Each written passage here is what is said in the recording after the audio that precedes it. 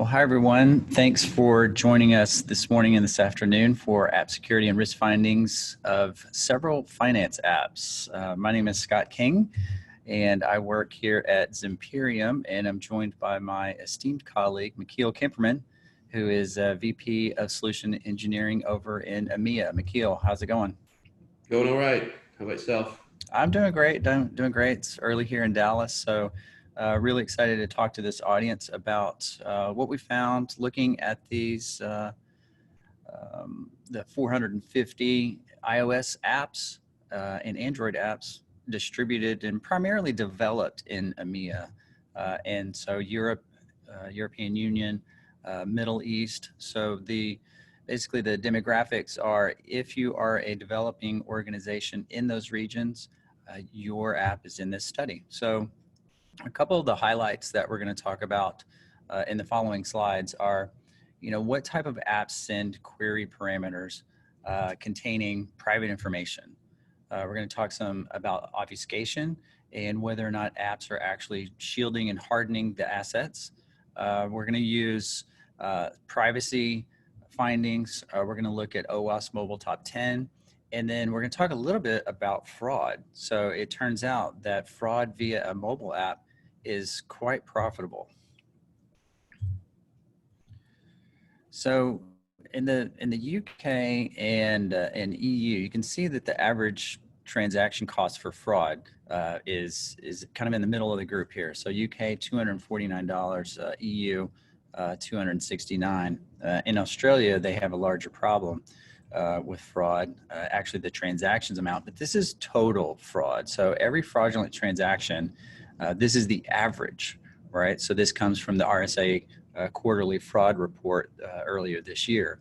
But Mikhail, if you take a look at the mobile transaction costs, like it's way more profitable to commit fraud via a mobile device. Any thoughts on this? Yeah. And if you kind of peel back the data behind this, there's a couple of interesting findings. So if we look at where mobile fraud originates, it's about 25% that comes from devices that are completely new to the enterprise, but accounts are being leveraged that are well known. So you'll see a user that's been active for over 90 days with this particular enterprise, all of a sudden using a new device and committing fraud, right? So the place where fraud originates specifically is on these new devices, which would lead us to the conclusion that we need to do something about the device security from the mobile app, because that's where a significant amount of this fraud arises. Yeah, it's interesting that the new device, old account. So maybe that would be harder to spot. So hopefully banks are using those fraud solutions to make sure and mark those devices and provide tokens back and forth. But impersonating a bank is quite profitable as well. So there are several different attack methods, and some of the more famous are your bank bot. Right now, BlackRock is in the news. Anubis variants of all these malwares that actually will mimic your bank by tricking the user to allow a display overlay. So the display overlay actually just gives away credentials, because when they type in their username and password, they're surrendering that to someone else other than the actual bank. Mikhail, do any of the banks that you talk to in your region, what do they say about this? What are their concerns about these overlay attacks? Yeah, so a number of the customers that I work with they're really concerned about this overlay attack, and they're looking for mechanisms to prevent overlays or at least learn about overlays. But the problem with overlays is that they generally can come from a number of sources, including very legit ones. Right? There's common apps out there that everybody uses that use overlays to establish their functionality. So the problem that a lot of banks have with the approach they're taking is they're looking for the overlay, where the real nugget is in the fact that they should be looking for malware that resides on the device where the application is running, right? Because once we identify malware, whatever way it establishes its malicious intent, we should respond to that on the device. And overlay is just one of the many ways that a mobile app can be attacked. Yeah, it's a good point. Don't really look for the effect, but look for the cause, right? So the underlying malware is could be the cause. So that's definitely important, because then you're going to find other malware, right? Yep. And so moving on here to some obfuscation numbers, Mikhail. So this is from a different study. Most mobile financial apps fall short of security best practices. You can download that study. This is 3,000 Android finance applications. And what these bar charts mean is, over these different regions, if you have obfuscation in your app, you're in the green section. Hmm. But the light green section is only open source obfuscation. The red bars, these finance apps don't have obfuscation at all, and that's pretty dangerous, Mikhail. Yeah, yeah. So the way that I always try to articulate this in a simple way is to an adversary, if your code isn't obfuscated, it's like a book, right? It's a book on how to operate the lock that is on your backend, where you process all your transactions, where all the value sits, right? So if you leave that book, in plain text, and you can just let somebody else read it, you're basically explaining to somebody how to go in and attack your backend, and potentially also take data right out of the app. Yeah, pretty dangerous. Yeah, please obfuscate your app, because a lack of obfuscation can lead to a successful attack. Yeah. So one of the more successful attacks that we talk about is the Tesco Bank example, and the Tesco mobile app, Mikhail, if I understand correctly, is it basically surrendered a lot of secrets that the criminals could go in by the in the back end. They didn't actually attack through the mobile app; it just surrendered all the keys and private information. Yeah. Yeah, correct. So what we commonly see with apps that are not hardened and not obfuscated, and if you combine that with poor development practices, you'll find API keys, quantity certificates, usernames and passwords, all these secrets sitting in the app, in plain text. You combine that with an understanding of how that app interacts with the backend. You can then use that knowledge to replicate similar interactions to your behest, on the backend, and basically make it do what you want for your malicious purposes. You can move money, do transactions, order pizza for your neighbor, whatever you want, right? And then, Mikhail, does it surprise you that half of the apps actually don't even protect against these type attacks? From the Yeah, previous slide, there was a whole lot of apps, nearly half, that don't have any obfuscation at all.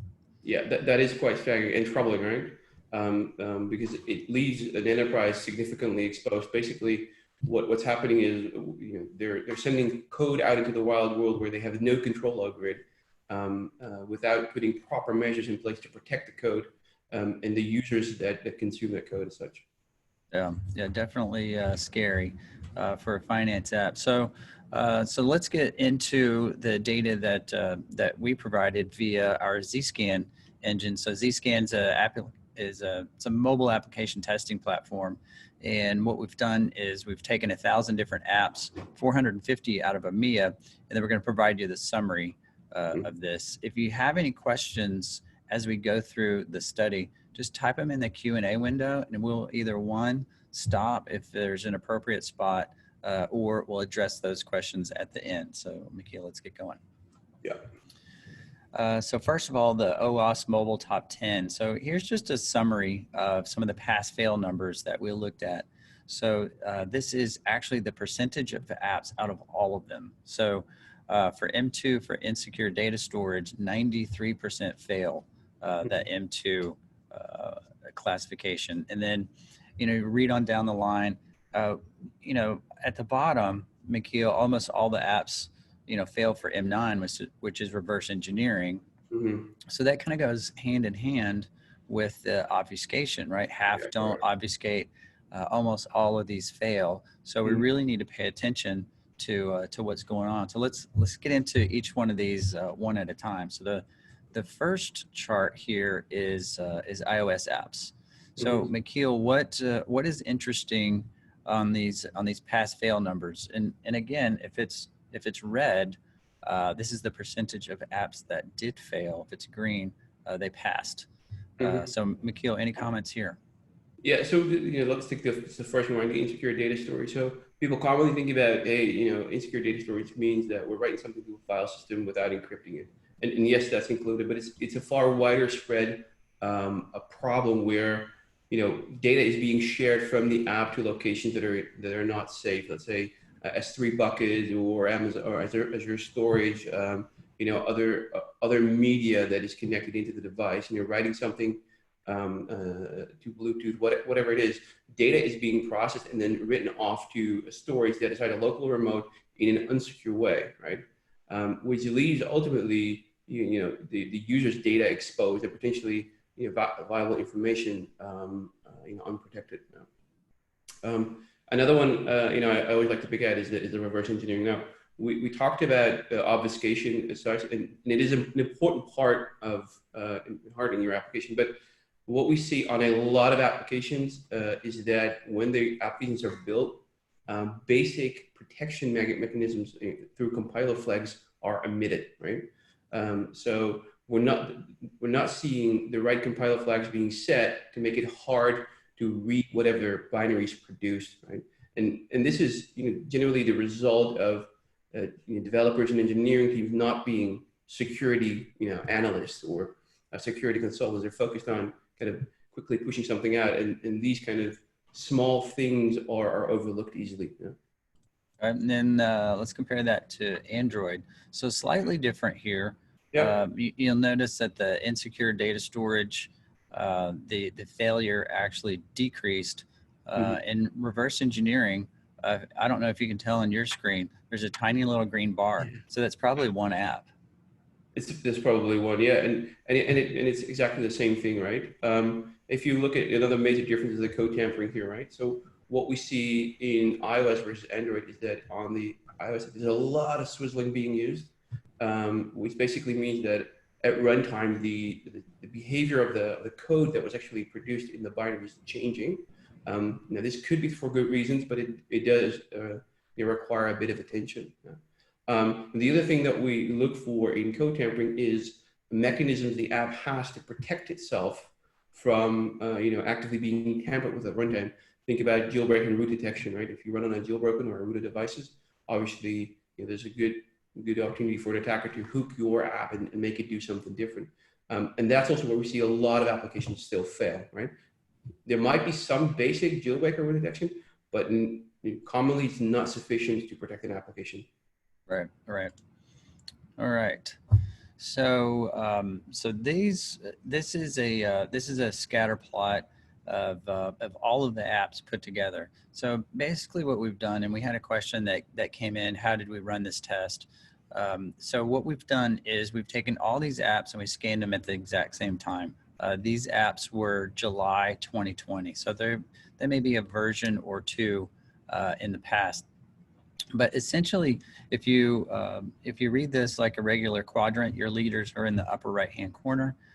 Your laggards or those that need improvement are in the lower left.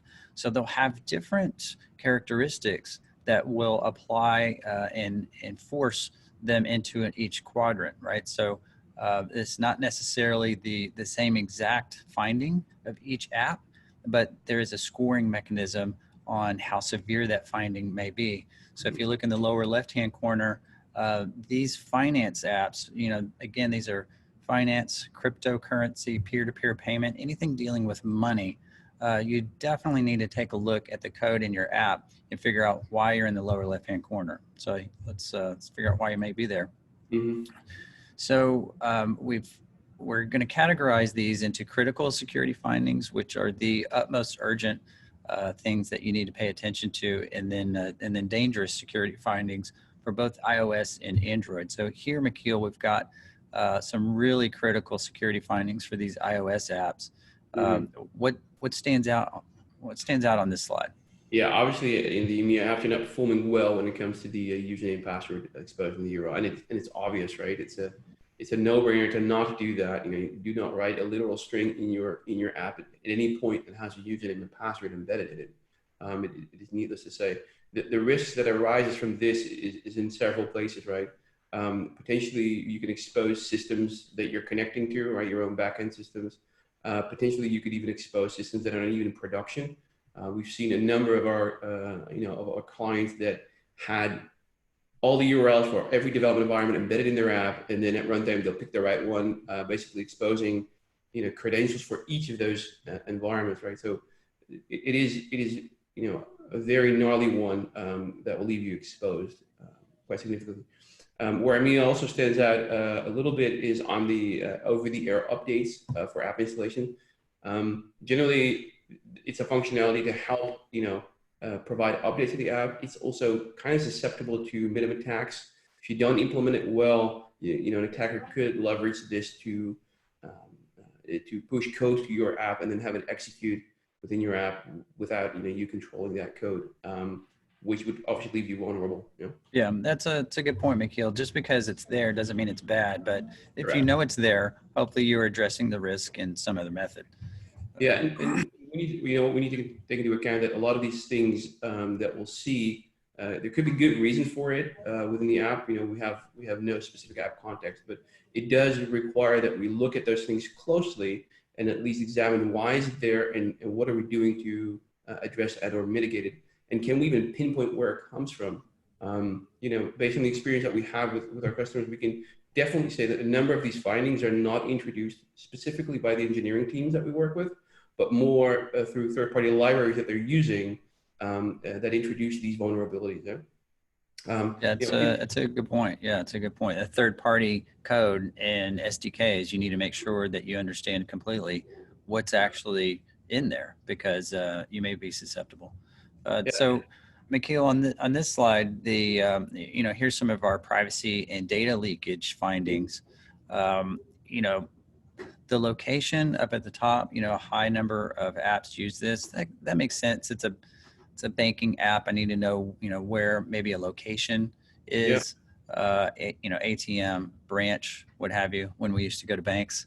And then the audio is interesting as well. What pops out at you here, other than my favorite at the bottom is the iOS health kit? I don't know why a finance app is reading my heart rate. Yeah, so perhaps if it's an insurance app, helps you, monitor your health, give you an insurance premium cut or whatever it is that they want to do from a marketing perspective. The record audio is kind of just two good reasons why we can articulate that this is happening here. First of all, is basically voice authentication, which might be one of the use cases, and the other one is the use of audio beacons to pinpoint where the device is at, when it's moving, let's say into a branch or not. But other than that, it does where we also can spot, applications that can monitor when you're in an active call. And I'm always very weary, about apps that can record audio and monitor when you're in an active call, because when you combine the two, obviously there's a significant risk to the end user, and we should avoid that from being present. Obviously, what also stands out here is the admin book usage through deprecated methods. This is a typical example of developers including SDKs that do this without really knowing that it's there. Right? And these SDKs generally do use this or include functionality like this to stay backwards compatible with older iOS devices, because since iOS 9, you can't use certain methods to directly address book anymore. So it's a pure example of an SDK being there using something potentially vulnerable without an engineer or developer knowing about it. Yeah, because this, those apps using that function, they may be several versions and years old, and there's probably complete turnover in the development organization. And if you're not really looking at what is in your app today, all of your legacy code and what kind of technical debt that you may be acquiring, you could have a risk that is in plain sight almost, but you don't know where it is. Yep. Okay, so let's move on to Android. So again, these apps were scanned all at the same time, July 2020, and then the pattern on this chart is quite different. There are more apps actually in the upper left-hand corner, which needs improvement for security, but for privacy risk, they're doing okay. So I think the that there's actually a lower percentage of number in the lower left. So that's kind of Mhm. interesting Yeah. because of Android's reputation, right? So, Yeah. again, if you just look at the critical security findings, Mhm. and then we'll look at some less critical privacy findings. Uh, this is busy, so we'll spend some time on here, Mikhail. But anything that what stands out, here on this slide? Yeah, if you look at the top two, right, that's where the EMEA pack kind of leads. And it's actually a fairly volatile combination of findings. So the first one basically describes that the app has the ability to load all the apps and jars that are in a specific location, right? So basically, a directory on the file system will just load everything that's in there. The other one is the ability to retrieve apps, Java code, and other files from a remote location um, uh, during the execution of the app. So what potentially happens when you combine the two is it loads code from a remote location and executes it, right? If you combine that again with a lack of security in the communication, which is very common in a lot of applications, you might see that an attacker tricks the application to download some Java code or some text files or whatever to the device and then have that executed to gain the ability to execute arbitrary code inside the application process. And then obviously, from an app perspective, it's game over because the adversary is in your process and he can make it do whatever he wants. That makes Yeah, sense? that's interesting. It's definitely a complicated example, but feasible, right? Yes, Because absolutely. the hackers and cyber criminals, they work this as a full-time job, because as we saw earlier, a fraudulent mobile transactions 2.5 times more valuable than the average. Yeah, correct. And if you look at the findings that we show here, right? So over 20%, uses the proceed method during SSL error handling. So basically, what it means is we're trying to set up a secure connection, right, in the handshake, and something goes wrong, and we simply proceed with a connection anyway. If you combine that with the ability to pull code, there's a fairly good chance that you're susceptible to getting malicious code into your app if you're being targeted in that way. Other interesting one here, right? Is storing API keys and values, and this is not API key value pairs, but keys and values in a literal form. Obviously, is a very bad practice, right? Because if you don't harden or obfuscate that, you leave it exposed to any adversary. Perfect. So in terms of privacy and data leakage, Mikhail, on this slide is the phone call log that you talked a little bit earlier about, Mm-hmm. also screenshots. So Yeah. talk to us a little bit about some of our personal data that may be leaking out of which we Yeah. would believe is a very secure mobile banking app. Yeah. So again, this is very common with our customers, right? They use SDKs to establish certain functions. Let's say I want to observe my user in the app to ensure that he's having a good experience, and they provide functionality for that. What an SDK like that could potentially do is take screenshots or screen recordings, siphon data off off the app around what the user's doing, and then providing that to the enterprise, right? A very legitimate purpose, but if that is not controlled in the right manner, what could happen is screenshotting of the wrong screens, taking the wrong data, violation of GDPR, and so forth, right? So there is good reasons why apps can do this, but you need to be very cautious when we implement these things. Definitely when you're under regulations like GDPR. Perfect.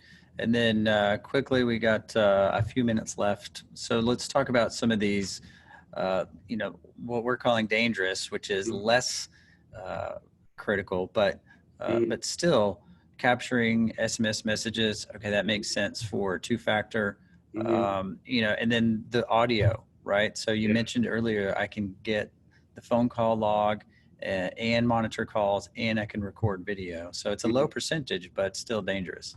Yeah, and the combination of all those obviously makes for quite a volatile a bunch where you could potentially be exposing user privacy quite significantly. And then, in particular, the record audio microphone access, we see a lot of usage with regard to audio beacons. basically tracking where a device is through ultrasound beacons, where you walk into a shopping mall and through ultrasonic beacons, they can track where you go, right?